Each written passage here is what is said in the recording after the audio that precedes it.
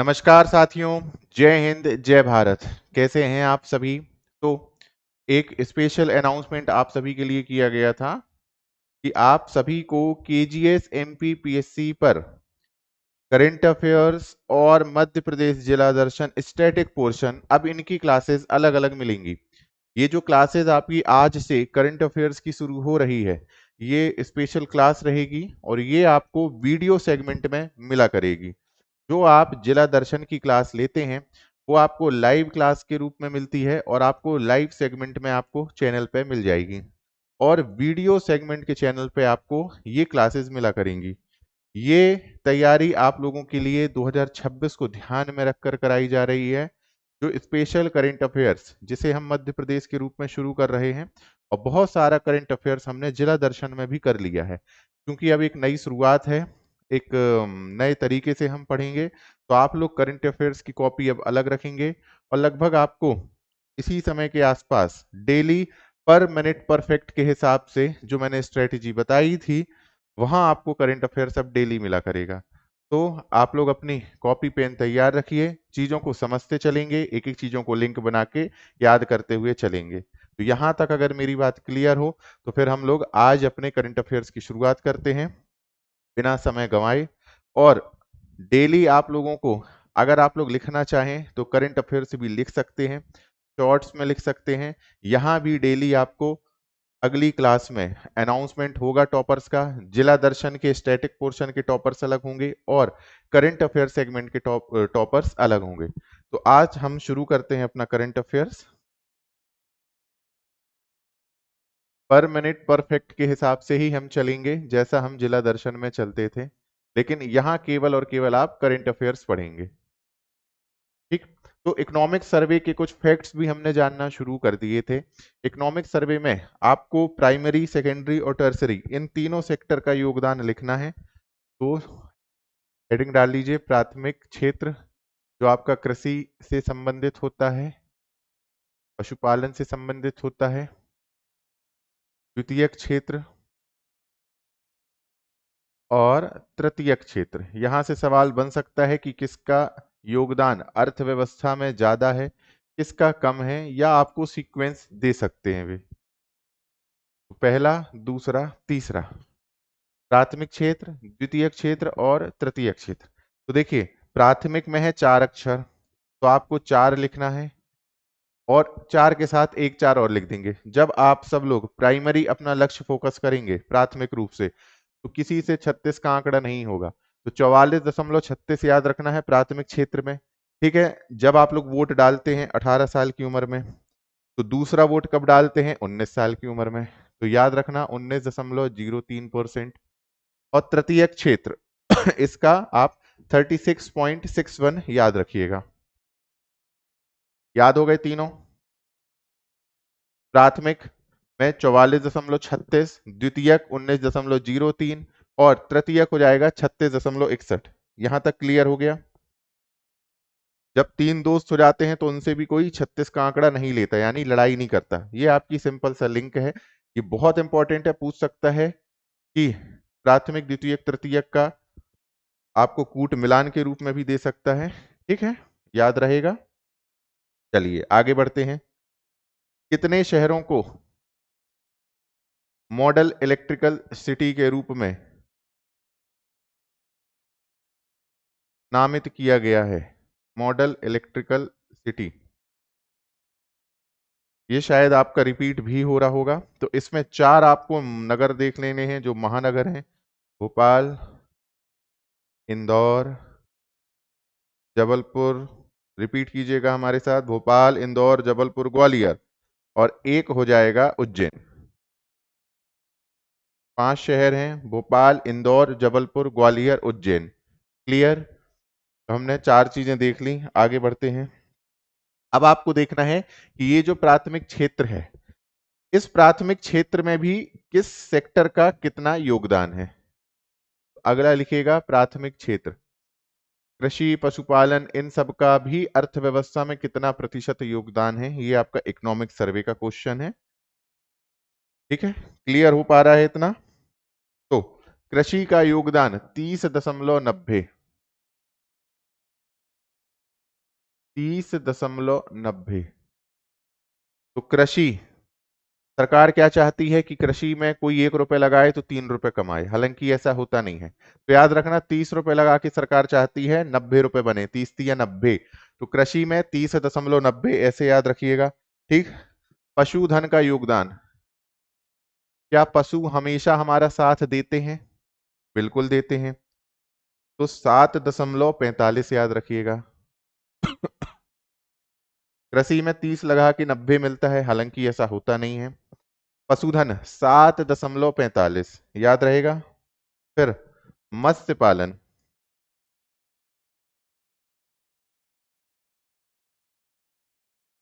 ये है 0.57%। इसको याद रख लीजिएगा। तो कितनी चीजें हमने देखी? 44.36% प्राथमिक क्षेत्र का योगदान है, द्वितीयक क्षेत्र का 19.03, तृतीयक का 36.61। मॉडल इलेक्ट्रिकल सिटी आपके 5 बन रहे हैं, भोपाल, इंदौर, जबलपुर, ग्वालियर, उज्जैन। फिर प्राथमिक क्षेत्र में कृषि की हिस्सेदारी 30.90, पशुधन की 7.45 और मत्स्य पालन की 0.57% है। ठीक है। फिर लिखेगा प्रदेश का सबसे बड़ा हाईटेक मिल्क पाउडर प्लांट, प्रदेश का सबसे बड़ा हाईटेक मिल्क पाउडर प्लांट,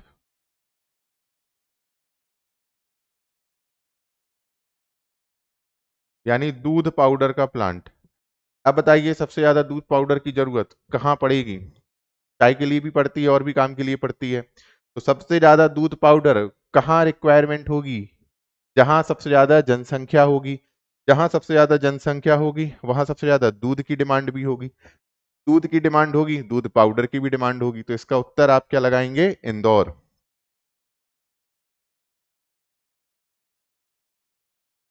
इसका उत्तर लिखिएगा इंदौर। ऐसे ही लिंक बना के याद रखिएगा वरना भूल जाएंगे। ठीक। फिर 2025 का प्रतिष्ठित स्कॉच अवार्ड मिला है एक अभियान को, प्रतिष्ठित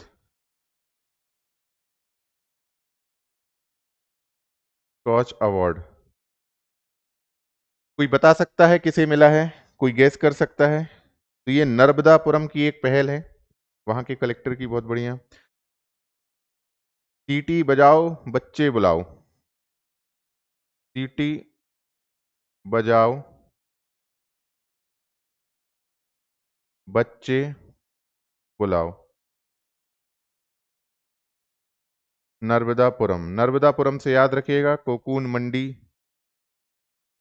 आपकी नर्मदापुरम में बन रही है, कोकून मंडी याद रखिएगा। ठीक है। नर्मदापुरम में आपका पचमढ़ी वन्य जीव अभ्यारण्य है जो राजा भभूत सिंह जी के नाम पे रखा गया, ये भी याद रखिएगा। राजा भभूत सिंह जी कोरकू जनजाति से संबंधित थे, ये भी याद रखिएगा। राजा भभूत सिंह जी नर्मदांचल अथवा सतपुड़ा के शिवाजी कहे जाते हैं, ये भी याद रखिएगा। ठीक है। राजा भभूत सिंह जी से क्वेश्चन जरूर बन सकते हैं। हर्रा कोट के जागीरदार थे, ये भी याद रखिएगा। तो आगे बढ़ते हैं। 8वां क्वेश्चन, मालवा उत्सव का आयोजन कहाँ किया गया है इस वर्ष? मालवा उत्सव का आयोजन, मालवा का सबसे बड़ा शहर कौन सा है जो मध्य प्रदेश का सबसे बड़ा शहर है? तो इंदौर याद रखिएगा, मालवा उत्सव। ठीक है। आगे, मध्य प्रदेश के किस शहर में थैला एटीएम या थैली एटीएम की शुरुआत की गई है, जहां आपको मात्र 10 रुपए में कपड़े का थैला मिल जाता है? आप 10 रुपए डालो, कपड़े का थैला निकलाएगा। तो ये इंदौर में की गई है। इंदौर के बहुत जगह थैला एटीएम लगाए गए हैं। देखो सबसे ज्यादा जरूरत कहाँ पड़ती है थैले की? जहां सबसे बड़े बड़े मार्केट हों, सबसे ज्यादा लोग शॉपिंग करें। ऐसे याद रखिए, सबसे ज्यादा जनसंख्या इंदौर में है, तो इंदौर में ही आपको थैला एटीएम या थैली एटीएम की शुरुआत मिलेगी। ठीक। फिर लिखिएगा अगला, जीएसडीपी जानते हैं क्या होता है? ग्रॉस स्टेट डोमेस्टिक प्रोडक्ट, है ना, राज्य सकल घरेलू उत्पाद। यानी विगत वर्ष में मध्य प्रदेश में कुल कितनी वस्तुओं और सेवाओं का उत्पादन हुआ है, उसका मौद्रिक मूल्य ये आपका जीएसडीपी कहलाता है। तो ये आपको संख्या के रूप में याद रखना है, क्योंकि हमें एक कदम आगे सोचना है। तो जीएसडीपी याद रखिएगा प्रचलित भाव पर सबसे पहले।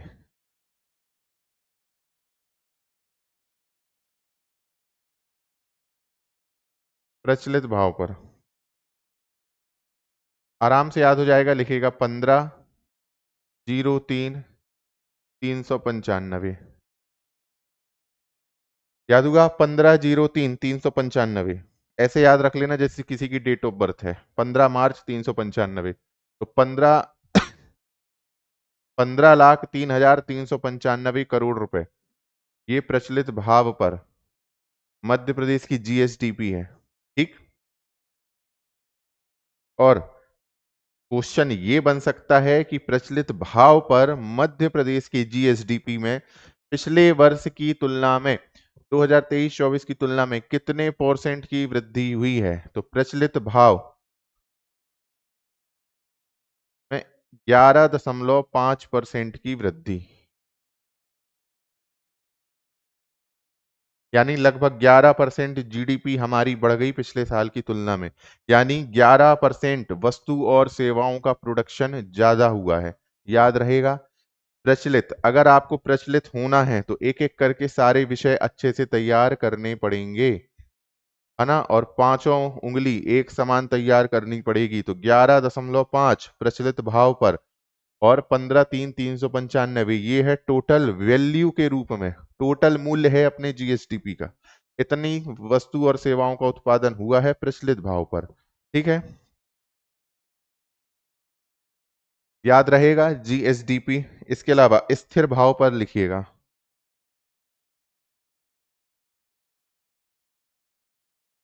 स्थिर भाव पर चीजें हमेशा कम होती हैं, क्योंकि उसमें मुद्रास्फीति समायोजित नहीं की जाती, याद रखिएगा।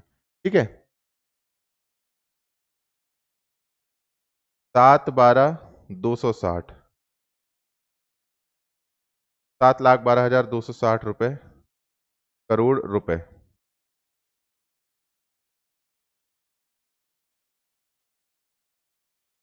याद रहेगा कितनी वृद्धि हुई है, 6.05%। स्थिर भाव पर। तो एक बार शॉर्ट रिवीजन करते हैं फटाक से। सबसे पहले हमने देखा प्राथमिक क्षेत्र में वृद्धि 44.36%, 44.36। द्वितीयक क्षेत्र में 19, तृतीयक में 36। ये क्या है, ये योगदान है अर्थव्यवस्था में, मध्य प्रदेश की अर्थव्यवस्था में सभी सेक्टर्स का। मॉडल इलेक्ट्रिकल शहर 5 है। प्राथमिक क्षेत्र में कृषि का योगदान 30.90, पशुधन का 7.45, मत्स्य पालन का 0.57। एमपी का सबसे बड़ा हाईटेक मिल्क पाउडर प्लांट कहाँ बनेगा, जहां सबसे ज्यादा दूध पाउडर की डिमांड होगी, तो इंदौर है। स्कॉच अवार्ड किसको मिला है, टीटी बजाओ बच्चे बुलाओ, इस अभियान को नर्मदापुरम का है। ठीक। फिर मालवा उत्सव का आयोजन इंदौर में हुआ। थेली एटीएम इंदौर। जीएसडीपी प्रचलित भाव पर 15,03,395। फिर से बोलिए 15,03,395 और 11.5% की वृद्धि, और स्थिर भाव में है 7,12,260। कितने की वृद्धि है, 6.05% की वृद्धि। ठीक। फिर प्रथम स्टार्टअप पार्क, अगला लिखिएगा, प्रथम स्टार्ट अप पार्क, ये आपका इंदौर में बन रहा है। तो देखिए सबसे ज्यादा पार्क कहाँ है, जहां सबसे ज्यादा जनसंख्या होगी, ये ऐसे भी याद रखिएगा। तो इंदौर में सबसे ज्यादा पार्क है ना। वहीं बैठ के आपको आपकी तैयारी को स्टार्ट करना है। स्टार्टअप पार्क, सबसे ज्यादा स्टार्टअप भी उसी क्षेत्र में है, आईटी सेक्टर भी वहीं है, तो स्टार्टअप पार्क भी वह इंदौर ही होगा, याद रखिएगा। आगे बढ़ते हैं। मध्य प्रदेश का प्रथम आर्टिफिशियल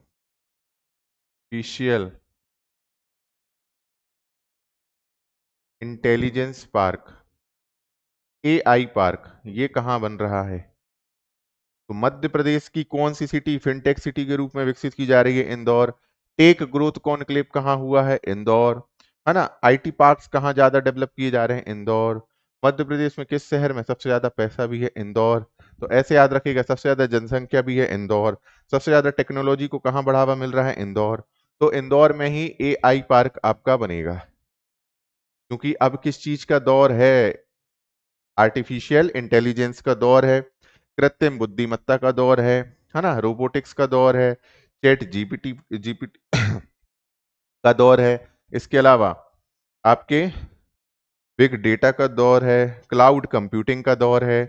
तो एमपी का प्रथम आर्टिफिशियल इंटेलिजेंस पार्क कहाँ बनेगा? इंदौर।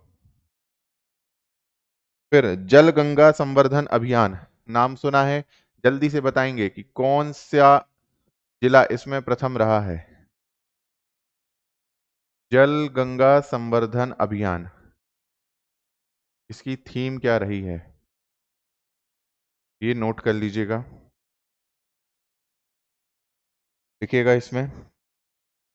जन सहभागिता से जल स्रोतों का, जन सहभागिता से जल स्रोतों का संवर्धन एवं संरक्षण।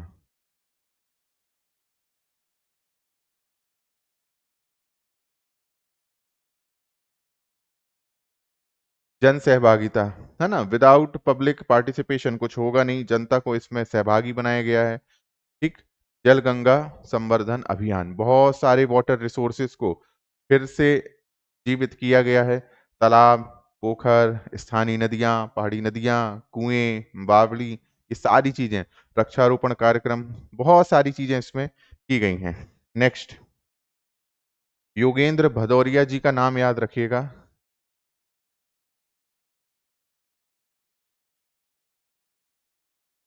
योगेंद्र भदौरिया, ऐसे याद रख लीजिए। सबसे ज्यादा योग, योग मतलब जोड़ना, ऐसे याद रख लो, योग जोड़ घटाना गुणा भाग, किस स्पोर्ट्स में करना पड़ता है? हर बॉल के बाद स्कोर चेंज होता है, हर विकेट के बाद चीजें बदल जाती हैं, ठीक है, हर बार गुणा भाग करना पड़ता है, कितने रन बनाना है, कितने क्या करना है। तो योगेंद्र से योग याद रखिएगा। और योगेंद्र जी का संबंध क्रिकेट से है।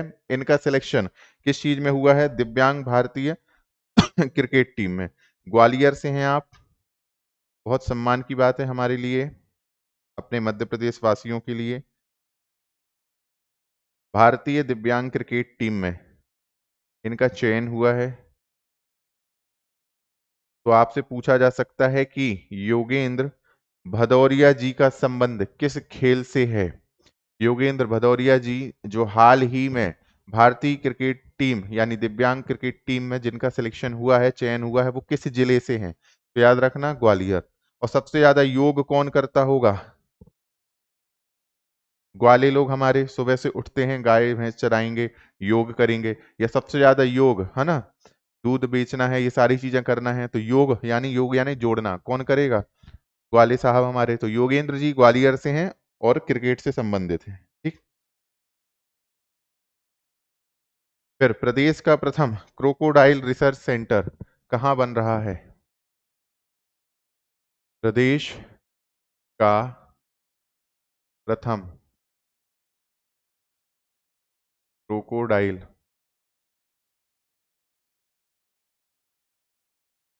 रिसर्च सेंटर, ये आपके भोपाल में बन रहा है। देखो, क्रोकोडाइल, है ना, मगरमच्छ का रिसर्च सेंटर। अगर आप अच्छे से नहीं पढ़े, अगर मगर करते रह गए, तो भोपाल नहीं जा पाओगे, ट्रेनिंग में नहीं पहुंच पाओगे। तो आपको अगर मगर से बचना है और क्या करना है? भोपाल पहुंचना है, ताकि रो ना सको मगर जैसे।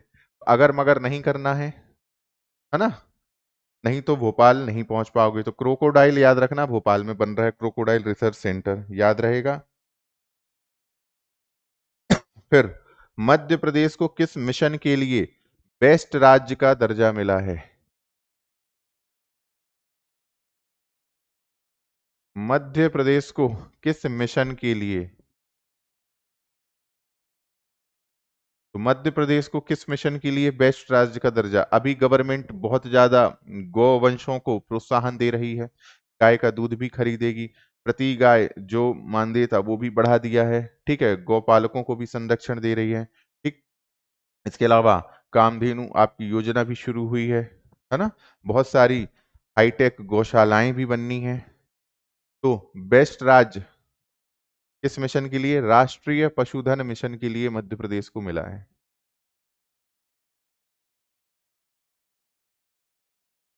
राष्ट्रीय पशुधन मिशन हेतु बेस्ट राज्य किसे? हमारे मध्य प्रदेश को मिला है। अगला लिखिएगा। अगर हम द्वितीय क्षेत्र की बात करें according to economic survey, secondary sector जिसका योगदान 19.03% है, उसमें भी अगर हम विनिर्माण की बात करें और निर्माण की बात करें, विनिर्माण और निर्माण समझते हो, जिसमें दो चीजें मिला के तीसरी चीज बनाई जाती हैं, लेकिन जब तीसरी चीज को वापस तोड़ा जाए तो वो अपने घटकों में ना बदल पाए, वही विनिर्माण है, ठीक है। जैसे आप गेहूं से मैदा, उससे ब्रेड वगैरह जो बनाते हो, वापस उसको गेहूं में या फिर आटे में नहीं बदल सकते, खराब हो जाती हैं चीजें, है ना। टमाटर को आपने प्रोसेस्ड करके केचप में बनाया, वो वापस से उस टमाटर में नहीं बदलेंगी। लेकिन निर्माण में क्या होता है, जो घटक से मिलकर नई चीज बनती है, वो उन घटकों को तोड़ने पे उसके पुराने घटक वापस आपको मिल सकते हैं। समझ गए? जैसे घर हो गया, ईंट हो गया, है ना, पत्थर हो गया, ये जो दीवार जब इनको तोड़ते हो, ईंट अलग हो जाते हैं, पत्थर अलग, फिर ईंट से मिट्टी भी वापस मिल जाती है आपको। तो जो अपने पुराने रूप में वापस मिल सके, वो निर्माण गतिविधियों में शामिल होते हैं। तो विनिर्माण का योगदान कितना है एमपी की इकोनॉमी में? याद रखना, 7.05%। ठीक है, विनिर्माण 7.05।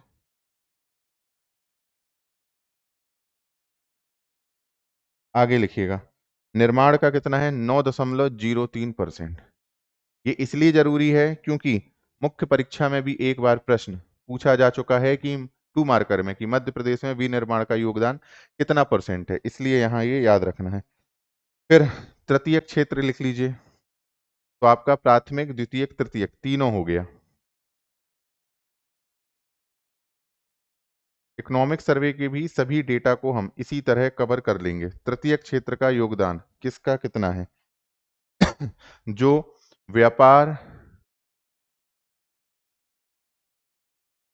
होटल और जो रेस्टोरेंट हैं, है ना, रेस्तरां वगैरह है, उनका योगदान 10.37%।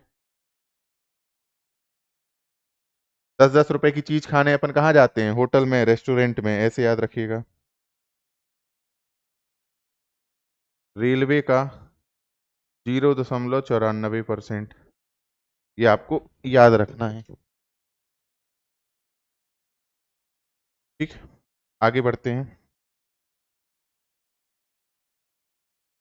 फिर अंडर 19 T20 वर्ल्ड कप महिलाओं का, T20 विश्व कप मलेशिया में हुआ है।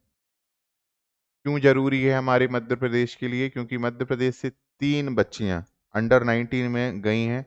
तीनों के नाम याद रखना है। यह है अपना क्वेश्चन नंबर 19।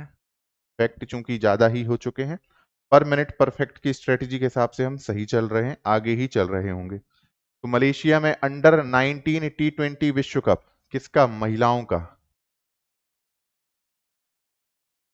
उसमें आपको 3 नाम याद रखने हैं। पहला नाम आप याद रखेंगे किसका? आयुषी शुक्ला।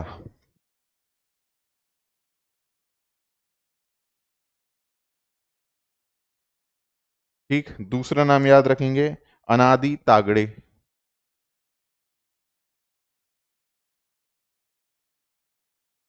और तीसरा नाम याद रखेंगे आप वैष्णवी शर्मा जी का।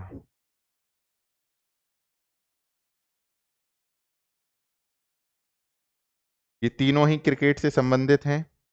तीनों इंटरनेशनल लेवल पे अंडर 19 T20 विश्व कप के लिए चयनित हुई। आयुषी शुक्ला और अनादि तागड़े, इनका संबंध इंदौर से है। और वैष्णवी शर्मा जी का संबंध आपके ग्वालियर जिले से है। आपका ग्वालियर से है। देख लेते हैं हमारे कितने इफेक्ट हो गए हैं। हमने 1 2 3 फिर 4 4 3 7 और 1 8 9 और 1 10 11 12 13 14 15 16 17 18 19 20 21 22 23 23 2 25 2 27 और 1 28 28 चीजें हमने जान ली हैं। ठीक, समय हुआ है 25 मिनट। तो पर मिनट परफेक्ट से हम आगे ही चल रहे हैं, तो घबराने वाली कोई बात नहीं है। फिर किस क्षेत्र को, मध्य प्रदेश के किस क्षेत्र को टूरिस्ट सर्किट के रूप में डेवलप किया जा रहा है? ये बहुत ही प्यारी जगह है और सामान्य आंखों से नहीं दिखती है। आज आप लोग गूगल मैप का यूज कीजिएगा और इस जगह को देखिएगा। गवर्नमेंट इस जगह को क्या कर रही है? डेवलप कर रही है। ठीक, टूरिस्ट सर्किट बना रही है। ये भोपाल और उसके आसपास क्षेत्र में पड़ता है, केवल भोपाल जिले में नहीं है। आपको जब आप गूगल मैप उठाएंगे और भोजपुर से लेके भोपाल तक का क्षेत्र देखेंगे, जहां आपका भोजेश्वर शिव मंदिर है, वो आकृति कुछ आपको ओम की तरह दिखती है, कुछ इस तरह से आपको दिखती है। ठीक है, जिसके केंद्र में आपको भोजपुर मंदिर दिखता है। तो ये वैज्ञानिकों के लिए बड़ा महत्व का विषय है। भोजेश्वर मंदिर आपका जो राजा भोज द्वारा है, जिसे वे बना रहे थे गजनबी के आक्रमण के बाद, जब लौट के आते हैं भोजेश्वर मंदिर का निर्माण करते हैं।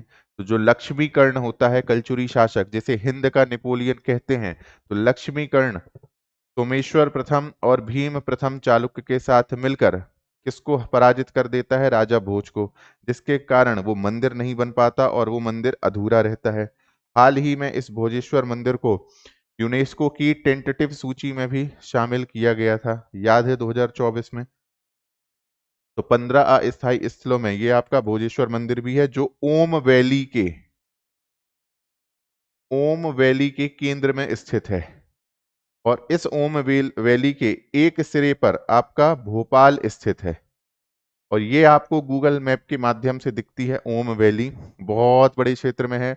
जब बहुत ज्यादा बारिश होती है, आसपास हरियाली होती है और सारे तालाब पोखर सब भर जाते हैं, तब ये ओम वैली उभर कर आती है और बहुत ऊंचाई से दिखती है सैटेलाइट्स के माध्यम से। इसी क्षेत्र को टूरिस्ट सर्किट के रूप में डेवलप किया जाएगा, क्योंकि ये बहुत ही ज्यादा रोचक और ऐतिहासिक और साइंटिफिक तथ्य है कि इसके सेंटर में ही भोजपुर मंदिर है। तो ये अनुमान लगाया जा रहा है कि राजा भोज को भी इस बारे में जानकारी थी कि ये जो आसपास का पूरा क्षेत्र है कुछ इस तरह से बना हुआ है ज्योग्राफिकल रूप से, कि यहाँ ओम की आकृति आपको दिखाई देती है। इसलिए इसके सेंटर में आपको भोजेश्वर मंदिर, जो पूरा नहीं बन पाया है ना, विश्व का सबसे ऊंचा शिवलिंग है जो, वो दिखता है। और इसी के एक सिरे में भोपाल शहर बसा हुआ है। ठीक, याद रहेगा ओम वैली। इसको टूरिस्ट सर्किट के रूप में विकसित किया जा रहा है। लास्ट क्वेश्चन आज का ले लेते हैं और फिर एक सुपर फास्ट रिवीजन कर लेते हैं। जियो जुस्सू या जी जुस्सू एक खेल है, मार्शल आर्ट है। जियो जुस्सू जापानी मार्शल आर्ट है एक।